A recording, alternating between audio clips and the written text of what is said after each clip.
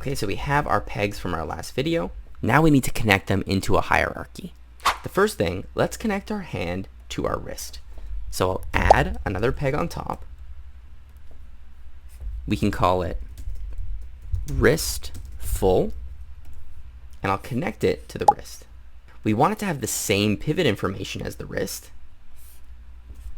so we can copy and paste.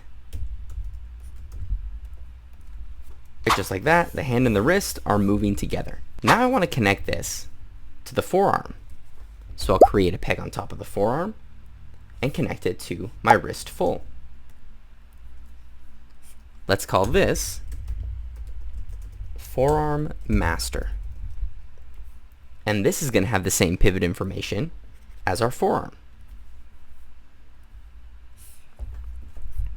We can copy, paste, paste. So if we take a look, our hand is rotating really nice with our forearm.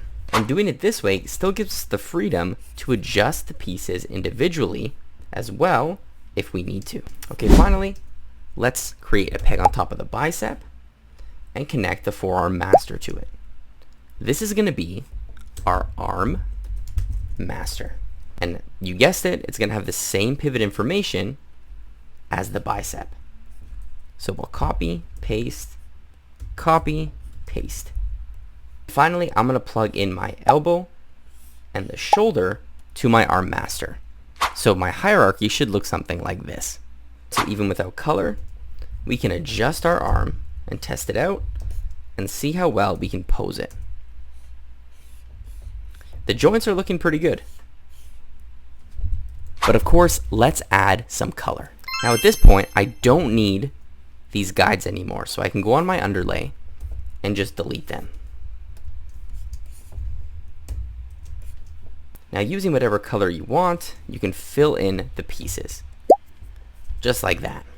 Now whatever color you choose, just make sure for all these pieces, you're doing your fill on the color art layer. The last thing we can do is go into our forearm on our line art and just select this piece with our contour editor and delete it. Same with our bicep, we can select that piece and delete it. And same thing with our hand, we'll delete that. Right, and that just gives us a nicer crease when we bend the arm or the wrist.